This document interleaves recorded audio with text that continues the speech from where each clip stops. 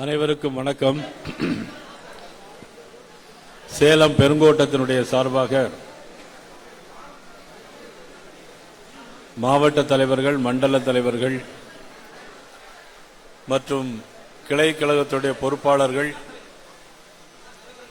Booth கமிட்டியுடைய பொறுப்பாளர்கள் இந்த சந்திப்பில் கலந்து கொண்டிருக்கின்ற உங்கள் அனைவருக்கும் மீண்டும் எனது வணக்கத்தை தெரிவித்துக் கொள்கிறேன். இந்த நிகழ்வில் எனக்கு முன்னாலே வீர உரையாற்றி அமர்ந்திருக்கின்ற பெருங்கோட்ட பொறுப்பாளர், மாநில துணைத் தலைவர், முன்னாள் நாடாளுமன்ற உறுப்பினர் அன்புக்குரிய அண்ணன் KP ராமலிங்கம் அவர்களே, இந்த நிகழ்வில் சேலம் இந்த நகரில் மாவட்ட தலைவர் ஹரிராமன் அவர்களே, மாவட்ட தலைவர்கள் சண்முகநாதன் அவர்களே, கரூர் செந்தில்நாதன் அவர்களே, ராஜேஷ்குமார் அவர்களே, அண்ணாதுரை அவர்களே, சுதீர் முருகன் அவர்களே, வெங்கடேசன் அவர்களே, KP சரவணன் அவர்களே, C சரவணன் அவர்களே, கிருஷ்ணகிரி கவியரசு அவர்களே, கிருஷ்ணகிரி மேற்கு நாராயணன் அவர்களே, முன்னாள் சட்டமன்ற உறுப்பினர்கள் அன்புக்குரிய அண்ணன் வெங்கடாஜலம் அவர்களே, சிவபிரகாசம் அவர்களே, அண்ணன் வடிவேல் அவர்களே, அன்பு தம்பி பாஸ்கர் அவர்களே, NP சத்தியமூர்த்தி அவர்களே, நாகராஜ் அவர்களே, முன்னாள் மாவட்ட தலைவர்கள் KSA சிவபிரகாஷ், மீனா வினோத்குமார், தேசிய மகளிரினுடைய உறுப்பினர் நளினி அவர்களே, பார்வையாளர் தர்மபுரியினுடைய பார்வையாளர் முனிராஜ் அவர்களே, ஜெயராமன் அவர்களே, மாநில விவசாய செயலர் பார்த்தசாரதி அவர்களே, வரதராஜன் அவர்களே, C பாலகிருஷ்ணன் அவர்களே, மணிகண்டன் அவர்களே, சவுந்தரராஜன் அவர்களே, பாலமுருகன் அவர்களே மற்றும் இந்த நிகழ்வில் கலந்து கொண்டிருக்கின்ற பத்திரிகை நண்பர்கள், பொறுப்பாளர்கள், உங்கள் அனைவருக்கும் எனது பணிவு கலந்த வணக்கத்தை நான் தெரிவித்துக் கொள்கிறேன். முதலாக கொங்கு நாடு பகுதியினுடைய நுழைவாயிலாக இருக்கக்கூடிய சேலம்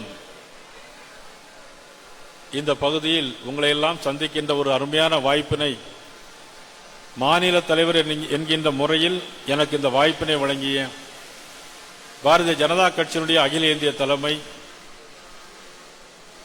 மற்றும் பாரத பிரதமர் நரேந்திர மோடி அவர்கள், நமது உள்துறை அமைச்சர் அமித்ஷாஜி அவர்கள், அகில இந்திய பொதுச் செயலாளர் திரு சந்தோஷ் அவர்கள்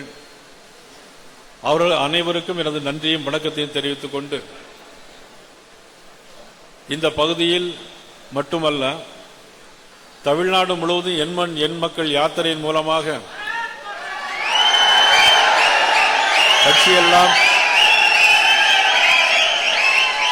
கட்சியை பட்டி தொட்டியெல்லாம் எடுத்துச் செல்கின்ற அன்புக்குற சகோதரர் அண்ணாமலை அவர்களுக்கும் எனது வணக்கத்தை நான் தெரிவிக்கிறேன்.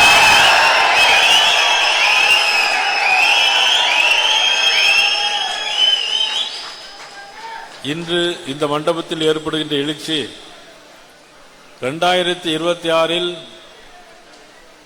நமது பாரதிய ஜனதா கட்சியோடு, அனைத்து இந்திய அண்ணா திராவிட முன்னேற்ற கழகத்தோடும், இன்னும் வர இருக்கின்ற தோழமை கட்சிகளோடும் நாம் எவ்வாறு இந்த எழுச்சியை இன்னும் 100 மடங்கு அதிகமாகி காட்டி நாம் வெற்றி பெற செய்ய வேண்டியது நாம் ஒவ்வொருவருடைய கடமை. ஜெய் ஸ்ரீராம், ஜெய் ஜெய் ஸ்ரீராம் சொல்லுங்க, ஜெய் ஸ்ரீராம். இதே உணர்வுகள் ஒட்டுமொத்த குரலாக 2026 நம்ம இருக்க வேண்டும். எப்படி இருக்க வேண்டும்? ஒரு கட்டுப்பாடு, அகில இந்திய தலைமை என்ன முடிவெடுக்கிறது என்பதெல்லாம் நாம் ஒரு கட்டுப்பாடோடு இருக்க வேண்டும். நீங்கள் இன்னும் ஆரோக்கியத்தோடு இருக்க வேண்டும். எதற்காக என்றால் தேர்தலில் நல்ல கடுமையாக உழைக்க வேண்டும். அதற்காக இன்னும் ஒரு கட்டுப்பாடோடு இருக்க வேண்டும். நமக்கெல்லாம் இப்போ Facebook, Twitter எல்லாமே இருக்கு. Facebookல பாத்தீங்கன்னா ஒரு மீன்ஸ் போட்டா இன்னொரு மீன்ஸ் வந்துகிட்டே இருக்கு. சட்டமன்றத்தில் முதலமைச்சர் ஒன்னு பேசினார் அப்படின்னாக்கே அதை பத்தி இன்னும் ஒரு மீன்ஸ் போட்டுக்கிட்டு இருக்கிறாங்க. அது என்ன மீன்ஸ் உங்களுக்கு எல்லாம் தெரியும். ஆக Facebookலயும் ட்விட்டர்லையும் நமது அகில இந்திய தலைமை நமக்கு என்ன சொல்லியிருக்கு அப்படிங்கிறது தான் நமக்கெல்லாம் இருக்கக்கூடிய ஒரு சவால். அதை நாம் முழுமையாக பயன்படுத்த வேண்டும். ஏன் சொல்றேன்னா, ஏதாவது ஒரு தவறான மீன்ஸ் போட்டீங்கன்னு வச்சுக்கோங்க, இப்பொழுது காவல்துறை நம்முடைய கட்டுப்பாட்டில் இல்லை.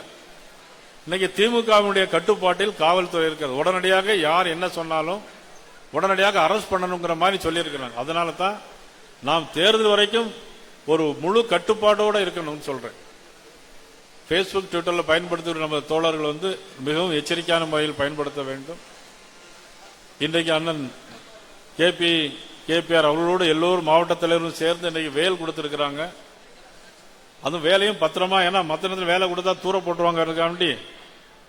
நமது கேபிஆர் ரொம்ப விவரமான ஆள். பார்த்தீங்களா, ஒரு போட்டோ ஃப்ரேம்லயே அதை ஒட்டி வீட்டில் போய் பத்திரமா வைக்கணுங்கிறதுக்காக வேண்டி கொடுத்து வச்சிருக்கார்.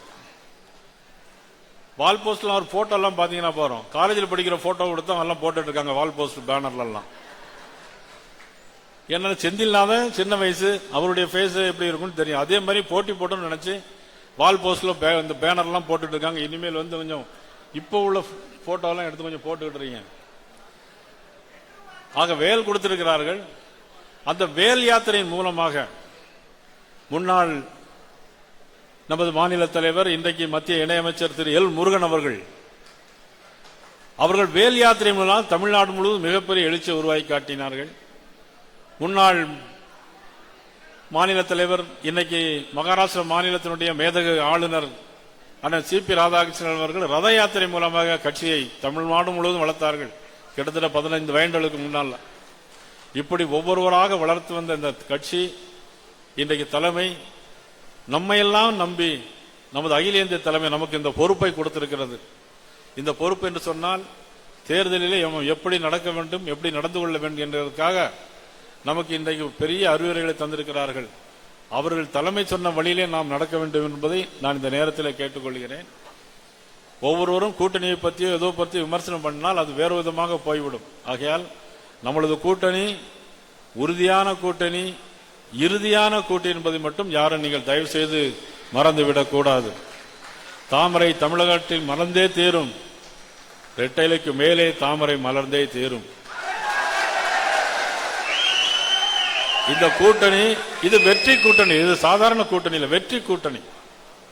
இன்னைக்கு முதலமைச்சர் கூட சொல்லியிருக்கிறாங்க, இது தேர்தல் சந்தர்ப்பவாத கூட்டணி அப்படின்னு. நான் சொல்லுகிறேன், நீங்கள் தான் சந்தர்ப்பவாத கூட்டணியிலே தலைமையேற்றிருக்கிறீர்கள் தவிர எங்களது கூட்டணி தான் நியாயமான கூட்டணி, நேர்மையான கூட்டணி, ஊழலற்ற கூட்டணி என்பதை நான் இந்த கூட்டம் உங்களுக்கு பதில் சொல்ல கடமைப்பட்டிருக்கிறேன். ஆக நமக்கு இருக்க பொறுமையும் பொறுப்பும் கடமையும் நிச்சயமாக நாம் இந்த ஆட்சி வருவதற்கு, நம்மளுடைய ஆட்சி வருவதற்கு, தேசிய ஜனநாயக ஆட்சி வருவதற்கு பக்கபலமாக இருக்க வேண்டும் என்பதுதான் என்னுடைய வேண்டுகோள். இந்த நேரத்தில் வைக்கிறதுக்கு கடமைப்பட்டிருக்கிறேன். அதே நேரத்தில் பல தியாகங்களை செய்த உயிர்கள் மேலாக தான் இன்னைக்கு பாரதிய ஜனதா கட்சி இன்னைக்கு மேலே வந்திருக்கிறது. நமது ஆடிட்டர் ரமேஷ் அவர்களுடைய தியாகத்தை எல்லாம் நாம் யாரும் மறந்துவிட முடியாது. இன்னைக்கு கூட நேரில் வீட்டுக்கு போய்விட்டு வரலாம் என்று கருதினேன், இன்னைக்கு முடியல. அப்பேற்பட்ட ஆடிட்டர் ரமேஷ் போன்றவர்களை எல்லாம் உயிர் தியாகம் பண்ணி தான் இன்னைக்கு நாம் இவ்வளவு தூரம் வந்திருக்கிறோம். ஆக அந்த தியாகத்துக்கு நாம் பெருமை சேர்க்கணும் என்று சொன்னால், அந்த தியாகத்திற்கு நாம் மரியாதை செய்ய வேண்டும் என்று சொன்னால், நீங்கள் அனைவரும் ஒன்றுபட்டு இன்றிலிருந்து சபதம் ஏற்போம். உங்களுடைய ஒவ்வொரு பூத்தையும் நீங்கள் கண்காணிக்க வேண்டும். உங்க பூத் நம்பர் எது, எந்த மண்டல தலைவர் எத்தனை பூத் இருக்குன்னு பாருங்க. பூத் கமிட்டியில் உள்ள எல்லாரும் சரியா இருக்கிறான்னு பாருங்க. அந்த பூத்தில் இருக்கிறவங்க சரியா உழைக்கிறாங்களா இல்ல வேற அவங்க பக்கமுடைய கவனம் இருக்கிறதா என்று பாருங்கள். ஆக பூத்தை செம்மைப்படுத்தினால்தான் நாம் நிச்சயமாக வெற்றி அடைய முடியும். ஆக எத்தனை தொகுதி, எப்படி கூட்டணி என்பதையெல்லாம் நாம் சொல்ல முடியாது. அகில இந்திய தலைமை உள்துறை அமைச்சர் அமித்ஷாஜி அவர்களும் அண்ணா திராவிட முன்னேற்ற கழகத்தினுடைய பொதுச் செயலாளர் பழனிசாமி அவர்களும் சேர்ந்து அவர்கள் முடிவெடுப்பார்கள். நான் ஏன் சொல்கிறேன்னு சொன்னா, நேற்று கூட ரங்கராஜ் பாண்டே அவர்கள் என்ற பேட்டி கேட்டாங்க. அப்ப நீங்க தமிழ்நாடு தலைவர் பதவியில் இருக்கிறீங்களே, உங்களுக்கு என்ன அதிகாரம்னு கேட்டிருக்கேன். நான் சொன்னேன், அதிகாரம் என்பது என்னுடைய தொண்டர்களை பாதுகாப்பது, என்னுடைய தொண்டர்களோடு இருந்து அவங்களோடு இருப்பது. எங்களுடைய தொண்டர்களுக்கு காலிலே ஒரு அடிபட்டால் அது என்னுடைய கண்ணிலே அடிப்படையில வலி என்பது போலதான் நான் பாதுகாப்பதற்கு தயாராக இருக்கிறேன். கட்சியை வளர்க்க வேண்டும், கட்டுப்பாடோடு இருக்க வேண்டும் என்பது என்னுடைய பொறுப்பு. மீது எல்லா பொறுப்பும் என்னுடைய பொறுப்பாக இருந்தாலும் தேர்தல் என்று வருகின்ற பொழுது அகில இந்திய தலைமை என்ன சொல்கிறதோ எனக்கு மேலே ஒரு தலைமை இருக்கிறது. இன்னைக்கு மாநில கட்சியில் எடுத்துக்கொண்டால் அவர்களுக்கு எல்லாம் அவர்கள் தான் தலைமை. ஆனால் எனக்கு மேலே இருக்கிற தலைமை என்ன முடிவெடுக்கிறதோ அதுதான் பாரதிய ஜனதா கட்சியுடைய கடைசி பூத்தில் இருக்க கிளை கழக தொண்டனுடைய கடமையும் அதுவாக தான் இருக்கும் என்பதை நான் இந்த நேரத்திலே நான் பணிவோடு தெரிவித்துக் கொண்டு ஒன்றுபட்டு அயராது பாடுபட வேண்டும், உழைக்க வேண்டும் என்பதை இந்த நேரத்திலே கேட்டுக்கொண்டு, முதலமைச்சர் அவர்கள் இன்னைக்கு பத்திரிகையை செய்து வந்திருக்கிறது, நாங்கள் என்ன உரிமைக்காக தான் போராடுகிறோம், தமிழ்நாட்டுடைய உரிமை தான் எங்களது முக்கியம் என்று சொல்கிறார்கள். தமிழ்நாட்டில் தமிழக அரசுக்கு அதிக அதிகாரம் வேண்டும், தமிழக மக்களுக்கு அதிக நன்மைகள் வேண்டும், அதற்கு மத்திய அரசு நிதி அதிகமாக தமிழ்நாட்டுக்கு தர வேண்டும் என்பதில் பாரதிய ஜனதா கட்சிக்கு கொஞ்சம் கூட எங்களுக்கு தயக்கம் கிடையாது.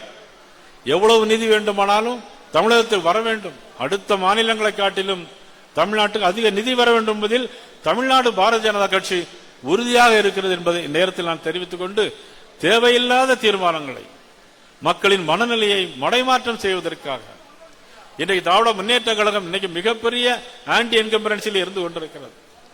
ஆக அதையெல்லாம் மறைப்பதற்காக போகாத ஊருக்கு வழி சொல்வதை போல நீட் தேர்வு யாராலும் கொண்டு வர முடியாது, அவர்களும் வேண்டுமென்றே போய் சொல்கிறார்கள். நீட் தேர்வு வரவே வராது.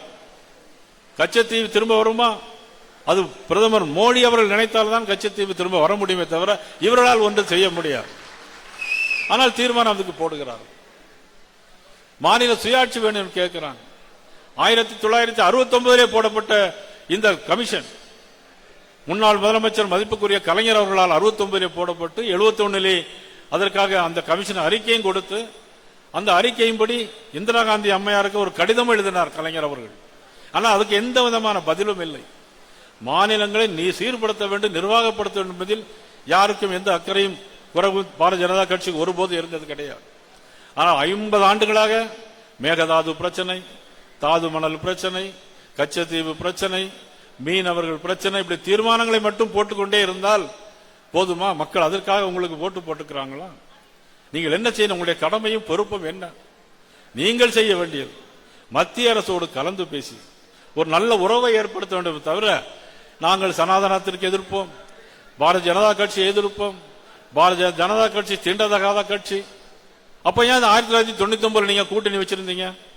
அன்னைக்கு 5 வருஷம் இந்த மந்திரி சபையில இடம் பெற்று இருந்தீங்களே, அப்பெல்லாம் உங்களுக்கு நல்ல கட்சியாக தானே தெரிந்தது. சரி, அதற்கு பிறகு 18 ஆண்டுகள் மத்திய அமைச்சரவையில் இருந்தீர்களே, ஏன் கச்சத்தீவை நீங்கள் மீட்கவில்லை? ஏன் மாநில சுயாட்சி கொண்டு வரவில்லை? ஐ.கே. குஜ்ரால், தேவகவுடா, வி.பி. சிங் எல்லா பிரதமருடைய அமைச்சரவையில் நீங்கள் திராவிட முன்னேற்ற கழகம் அங்க வைத்திருந்தது. பத்திரிகையாளர்கள் தயவு செய்து இதையெல்லாம் நீங்கள் எழுத வேண்டும். 18 ஆண்டு காலம் திராவிட முன்னேற்ற கழகம் மத்திய அமைச்சரவையில் அங்கம் வைத்தது. இதுக்கெல்லாம் முடிவு கட்டாமல் மக்களுடைய மனநிலையை மடைமாற்றம் செய்வதற்காக இப்பொழுது தமிழ்நாடு முதலமைச்சர் அவர்கள் பேசிக் கொண்டு வருகிறார்கள். ஆக மக்கள் தயாராகிவிட்டார்கள். ஆட்சி மாற்றம் உறுதி, அதில் ஆட்சி மாற்றம் உறுதி. அனைவரும் ஒன்றுபடுவோம், வெல்வோம், உழைப்போம். உங்களுக்கு எந்த ஒரு பிரச்சனையானாலும் சரி, உங்களோடு தோளோடு தோள் கொடுப்பதற்கு இந்த நயினார் நாகேந்திரன் நான் உங்களுக்காக இருப்பேன் என்பதை இந்த நேரத்திலே நான் தெரிவித்துக் கொண்டு, சிறப்பான முறையில் இந்த மாங்கனி நகரத்தில் மாங்கனிகளோடு ஜீப்பில் ஏற்றி ஊர்வலமாக அழைத்து வந்து அண்ணல் அம்பேத்கர் அவர்களுக்கு சிலைக்கு மாலை அணிவித்து மிகப்பெரிய பெருமையை இன்னைக்கு எல்லோருக்கும் ஏற்படுத்தி இருக்கின்ற மாவட்ட தலைவர்கள் அண்ணன் KPR உள்ளிட்ட அனைவருக்கும் எனது நன்றியை தெரிவித்துக் கொண்டு, சிறு சிறு கருத்து வேறுபாடுகள் எதுவாக இருந்தாலும் அதையெல்லாம் மறந்துவிட்டு நம்முடைய நோக்கம் இந்த ஆட்சி தமிழ்நாட்டில் இருக்கக்கூடாது. இந்த ஆட்சி மாற்றம் வேணும், தேசிய ஜனநாயக ஆட்சி வர வேண்டும், அதற்காக நாம் உழைக்க வேண்டும். இதுதான் நம்முடைய எண்ணமாக இருக்க வேண்டும் என்று சொல்லி அனைவருக்கும் நன்றி கூறி விடைபெறுகிறேன். நன்றி, வணக்கம்.